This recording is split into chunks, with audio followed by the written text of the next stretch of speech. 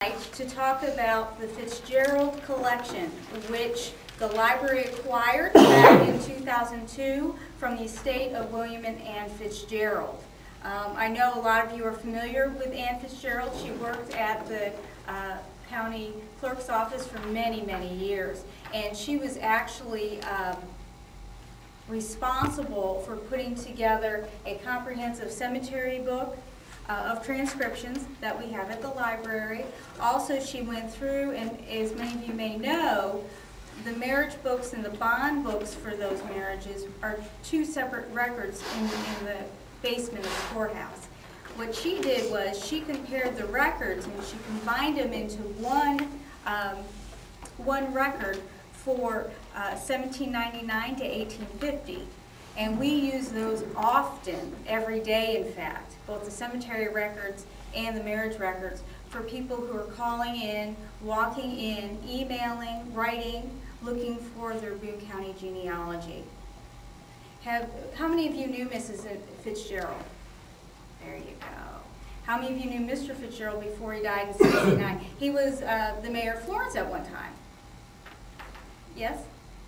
When I wrote my book, the first man I went to was William Fitzgerald. And with your permission, and it's related to William and Ann, I found out about William, and it was suggested I talked to him. He said, did not know William, but hesitated to call on him. We talked to many things. So finally we got it out. I think I blurted something else like, Mr. Fitzgerald, tell me all about Boone County part in the Civil War.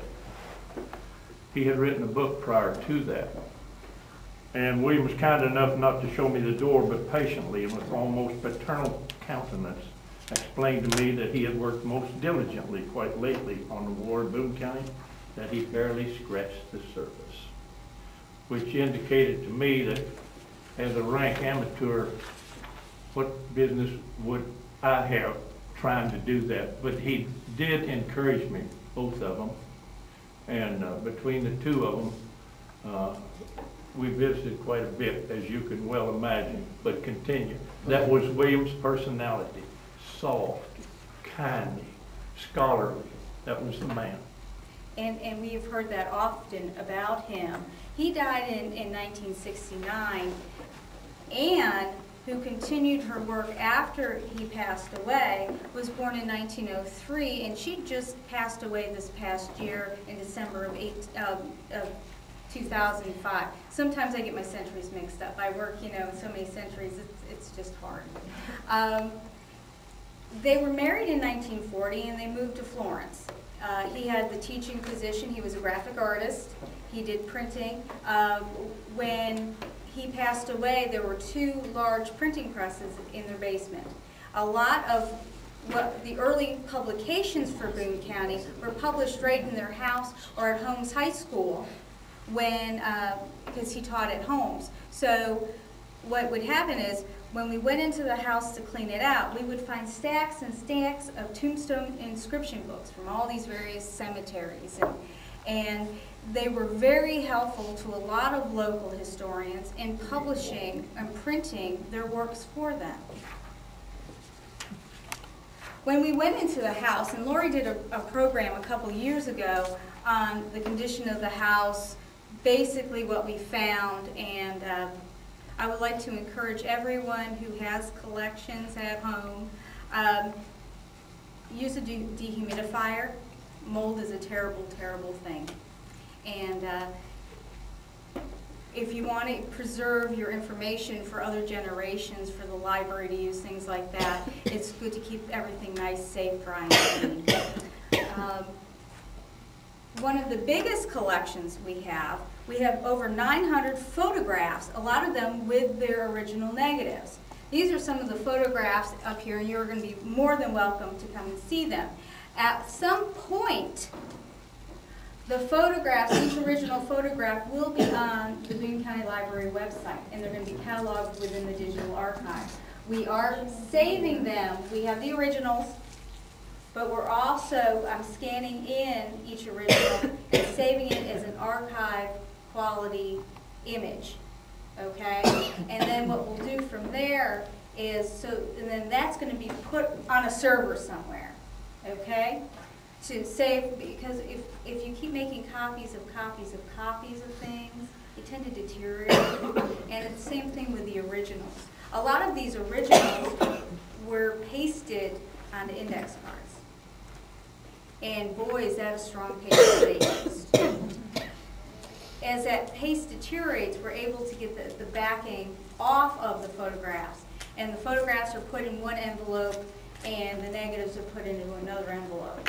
Okay, so we're saving all the originals as they are. But for access, because I can't always give everyone access to the originals, because then you get fingerprints on them, they get sticky, humidity gets to them, all that, we have them digitized.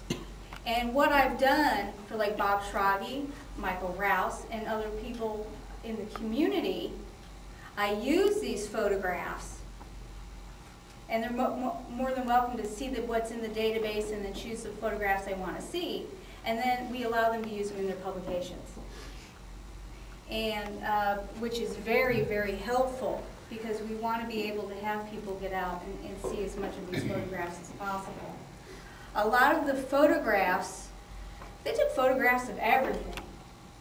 They've documented Florence as it was in the 1950s and the early 1960s. They documented river life, old homes, homes that are no longer there.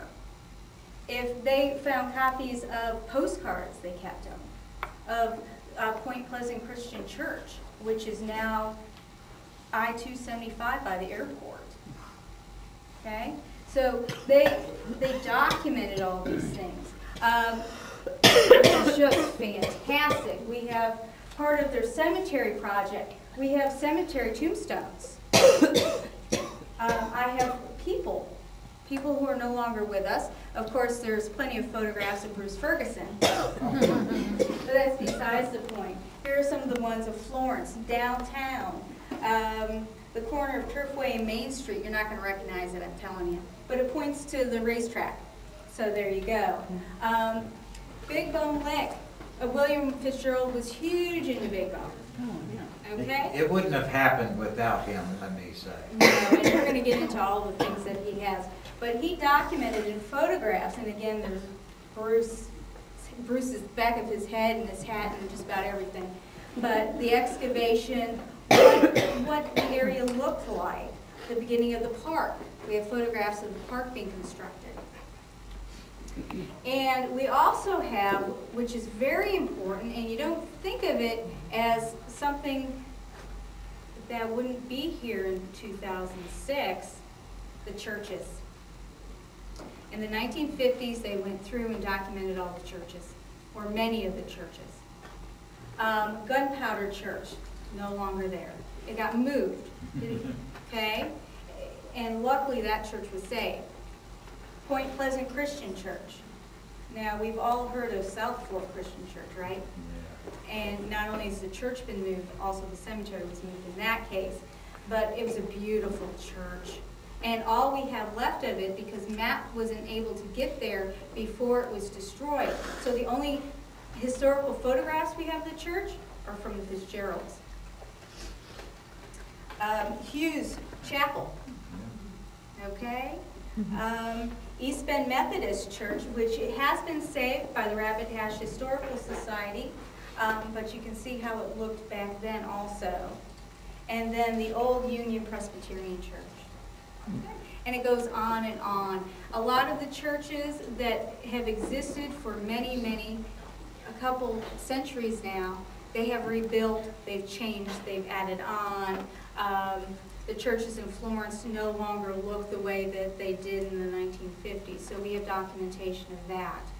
So really, the Fitzgerald's perspective was something that the library has taken into account today, where we started looking at all these photographs and going, thank God they took them. What would we have done if we didn't have these photographs? They're the source of several books, newspaper articles. I get Hebron, Flitz in Hebron.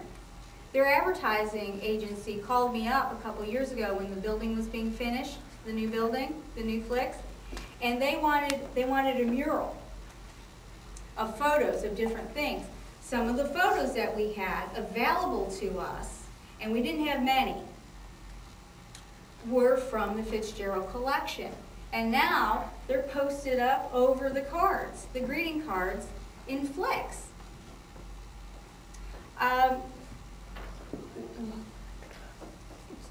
We have photos to the point that when Mrs. Fitzgerald died, she was the editor of Kentucky Ancestors for quite a few years, 23 years maybe, and actually she was the originator. She was the original editor, okay?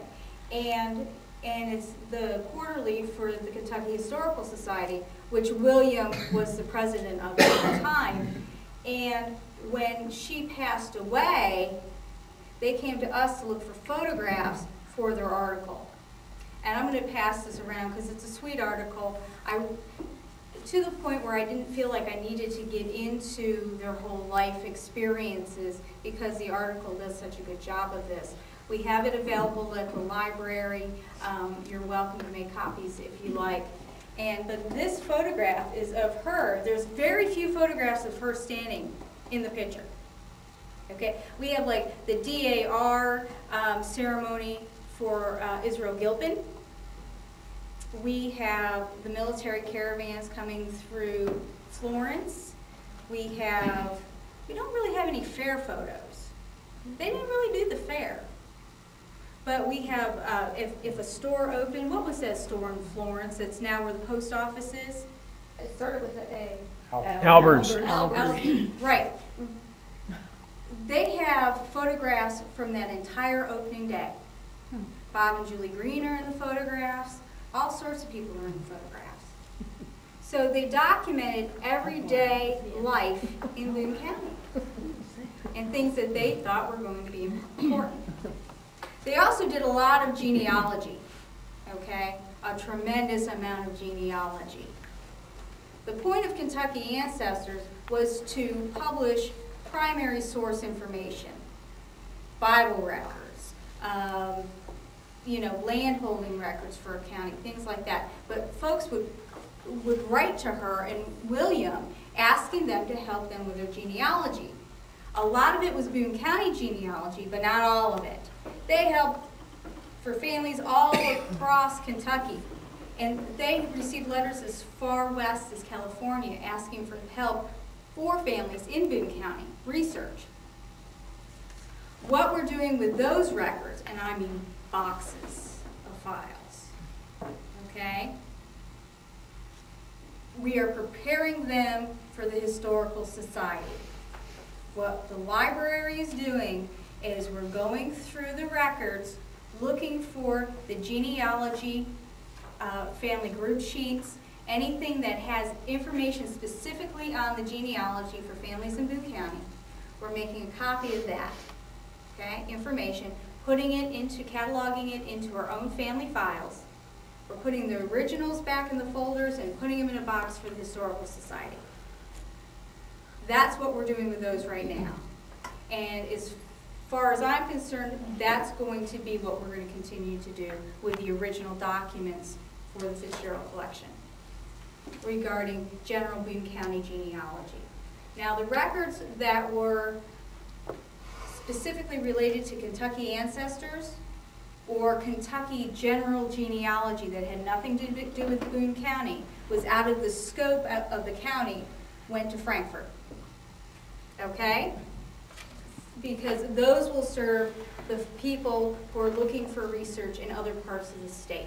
So they can benefit from the Fitzgerald's research that has nothing to do with Boone County. Okay? We have added hundreds of files, hundreds of records, probably maybe 125 families, 150 families so far. A lot of times we add the records to files we already have. But I have a volunteer at the library who's been putting all the family file records into Family Tree Maker. And he was almost done. And then I started adding all the Fitzgerald folders. He said, oh, that's okay, I'll get to them. I said, I don't think you will.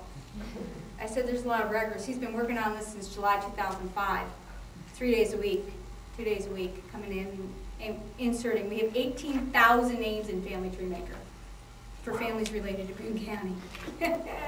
And so he's getting a little tired.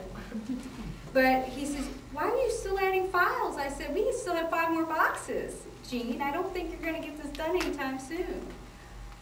But, so what we're doing is the library isn't intending to keep the original files. We're making copies of what we need, and then we're boxing them up in special boxes for the Historical Society. Okay? Big Bone. Like we said, William was huge into Big Bone. And Pat Lentz came and looked at the materials several months ago when the whole issue of the museum came up. Because starting in about 1955, William was having a disagreement with the Park Service over a promise they had made about giving Boone County and Big Bone a museum. It was in writing, it was in documentation for several years that this museum was supposed to take place. And it kind of goes through the correspondence, and I don't let anyone really look at the original correspondence. I make copies for people because it's on onion skin. The Fitzgeralds didn't make a whole lot of money. And they were doing all this research for folks. They were doing all this printing. And onion skin was the most economical way of documenting things, typing it out. They had just a regular typewriter on their kitchen table, and they typed out all of these records, all of this information. The onion skin is so delicate that it would rip really easily. So we've asked that if anyone wanted to see the documentation, get copies of the documentation, that's fine. You just need to give me a little time and I can make copies of it. Okay? The Big Bone materials contain 3 books of correspondence. It contains newspaper clippings, okay, from everything that was going on for Big Bone. Okay? It contains fundraising letters and all that documentation. It contains the documentation when they were trying to purchase the land. Because what the state was doing, they weren't buying the land, they were allowing Boone County residents to purchase the land, right? Right. And then donate the land to the state. We made them take it. Well, yeah, you were Yeah, forced to. they didn't want it. We made them take it. We started out with 1.5 acres. That's what the county owned, or maybe 2 acres. It was given way back in the 1890s. Right. And made them take the land. They didn't want it.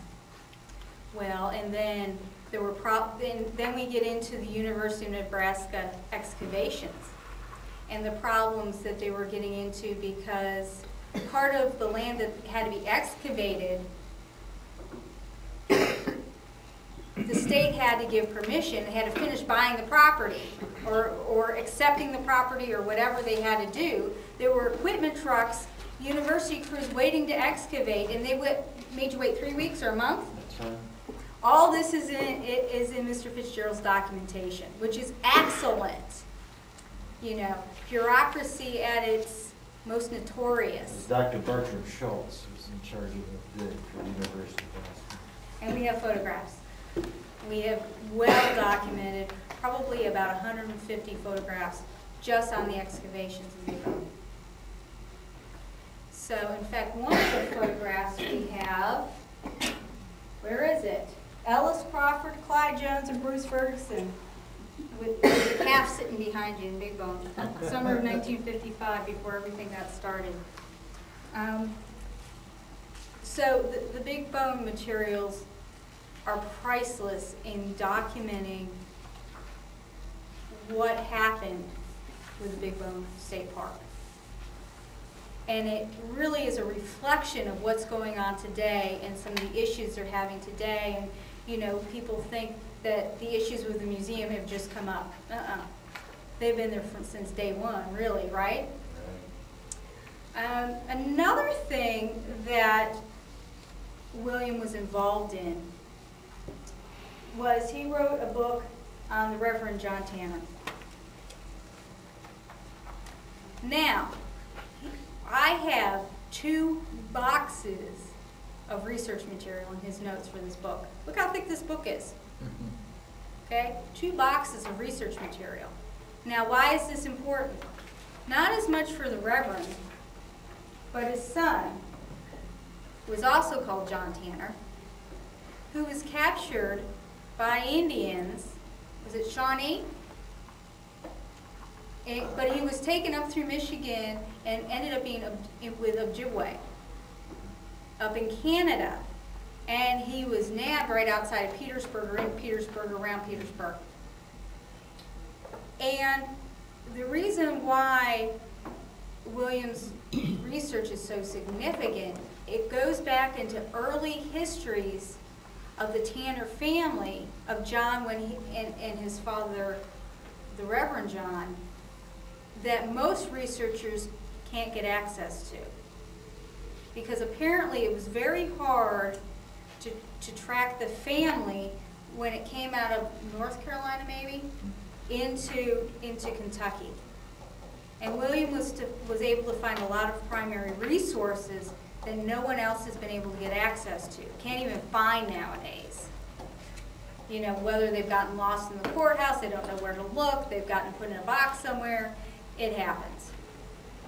I had someone from Eastern Michigan University come this past summer and said, I heard that you may have some William Fitzgerald materials on John Tanner, I need to see him. And I'm like, okay. You know, we didn't know much about his research with the Tanner family. It was never something that was a hot topic for around here, really. No one has ever, I mean, people ask about Big Bone, people ask about the photographs, but nobody really asks about his Tanner research. So I'm like, you're from Michigan. Well, apparently this man has been trying to track John Tanner, rewrite the Falcon history based on his diary information, track the actual route. This man who's a scholar and a researcher learned Ojibwe while he was up in Canada, tracking down the information on John Tanner. And by the way, got a couple of doctorates while he was up there because he had nothing better to do while he was learning Ojibwe, right? And he came to my office, and the research that William Fitzgerald was so accurate, was so detailed, that it is unparalleled in some areas, and it is priceless. That Tanner family did not survive in this area, did it? No, like 4 or 5 years we were talking about. He went out to Missouri. Gone. Had that family developed in this area, we would know more about the Tanner. Right. But that Tanner's disappeared Right, from this area. and the fact that Mr. Fitzgerald caught the bug and researched them, you know, yes, it was they were in and out quick, and they moved on. You know, they were down in Petersburg, Tanner Station. But the fact that apparently this gentleman, this son of the Reverend, was so larger than life that he's really received national attention, and materials that are only found in Boone County are invaluable to that research. It just amazed me. It gave me a new respect. I've always respected the Fitzgerald Collection and the research that I can gain from it every single day I use the collection. Okay? It's not all cataloged. There's so much information. The photographs are getting digitized when we can get to them. When somebody says, Bridget, I would like to use this for my book. Sure, I'll get it digitized for you. And our priorities have been the priorities of the requests. Hopefully, I can get somebody in to do all sorts of digital work for us, and can focus on something like this. Of course, you know about the cemetery and the marriage books. Well, at the library, we have, what they would do, they would first take index cards. The house had hundreds of new packets, fresh, not opened index cards. They put everything on index cards. And I understand, I love index cards too. But what they would do is they would have like a card catalog with index cards for the marriages. But we have like 3 catalogs of index cards, because we'd have one for the marriages, we'd have one for the bonds books, and then we have one that's cross-referenced, right? Everything that they did was cross-referenced. There was an index and a reference to everything that was indexed and referenced. Swear to God.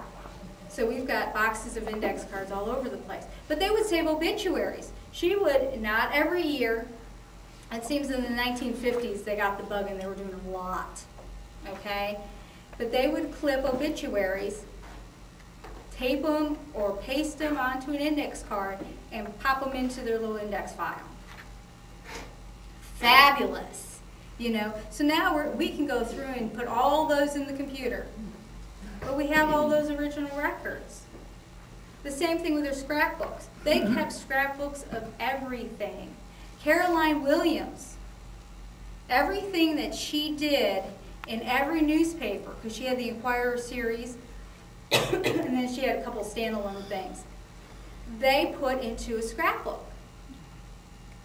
With, I believe everything is dated too. So you have the date of when it was published in the Inquirer, but then you have the sketch with a little blurb underneath it. And there's scrapbooks of that. They kept scrapbooks of their cards that they received. We have personal scrapbooks from Mr. Fitzgerald. He seemed to be more into scrapbooks than she was. She liked her index cards. He liked the scrapbooks.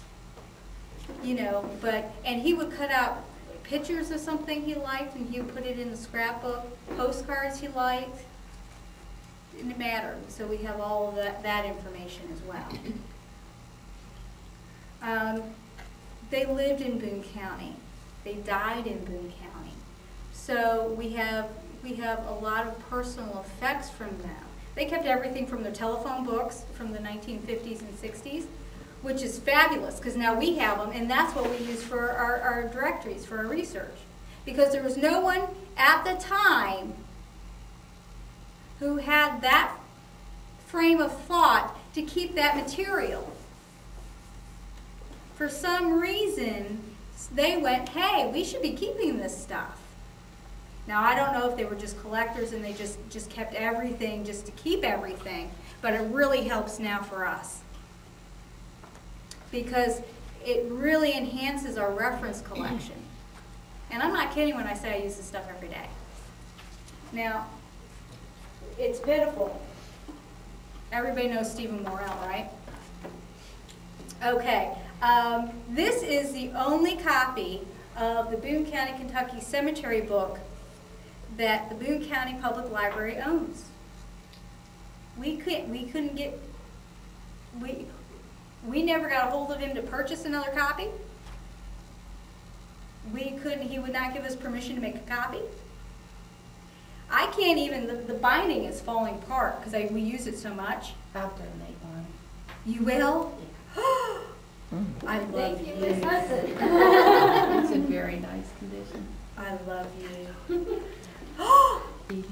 You did? Oh my goodness. Fantastic. Mrs. Hudson has taught me the good side of eBay, haven't you? Yes. We recently acquired, through a tip from Mrs. Hudson, about a 1931 Negro School, Boone County Negro School graduation program that was on eBay. We now own that. The library now owns that, and we have it in our collection. So fabulous, thank you. Because I can't even get this rebound because I use it every day, and it would take weeks to get it rebound, and I can't have it out of the library. This one's like Fabulous. We'll put that one in under a glass case and say only for use when the other one completely falls apart. Thank you. with Stephen Worrell, Mrs. Fitzgerald published the Boone County Cemeteries, the Campbell County marriages, the Boone County marriages to 1850, and the Boone County, Kentucky quarters, okay, to 1815. Okay. Any research that's done in Boone County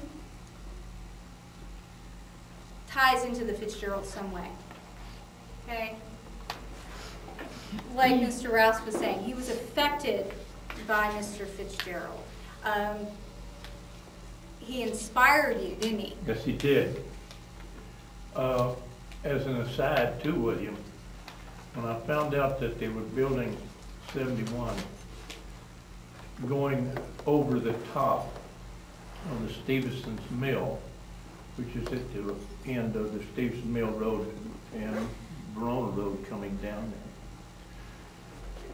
there. It had been in the Stevenson family. That was actually their second mill.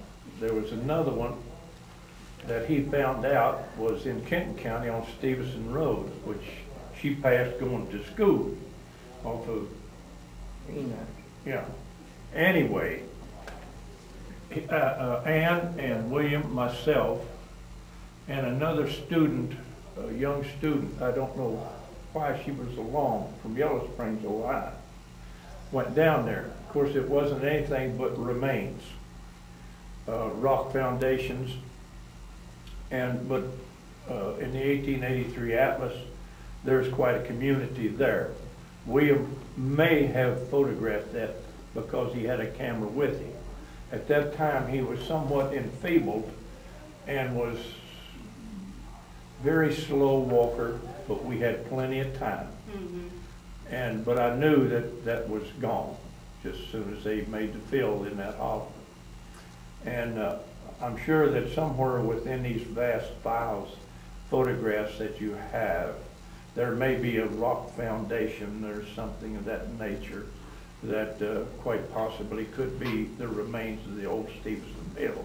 They documented every single photograph in the collection. And then I have gone through and cataloged and inventoried every one. I don't believe I've seen anything from the Stevenson Mill. Okay. While we were going in there, wherever ravine or gully come down off the hills going into the mill race, they had to protect that mill race right. at all costs, winter and summer. Right. And about every 50 feet down these ravines, there would be a water break made up of stone in a crescent shape all the way down through there. I talked to Raymond Stevenson, who could remember Uncle Maynard being the last one that maintained this mill. They went from an overshot water wheel onto a turbine, right, which changed the gearings on it. With the overshot mill, you geared up. With the turbine, you geared down, and they could use less water. It was interesting that Raymond said that Uncle Maynard, you have to understand the Rouse brothers come into Walton and started a steam flouring mill. They not only made grist, cornmeal and what have you, but flour. About 1875 in that area. Anyway, Raymond said that Uncle Maynard said, the Rouse brothers put us out of business. So I don't know. But the mill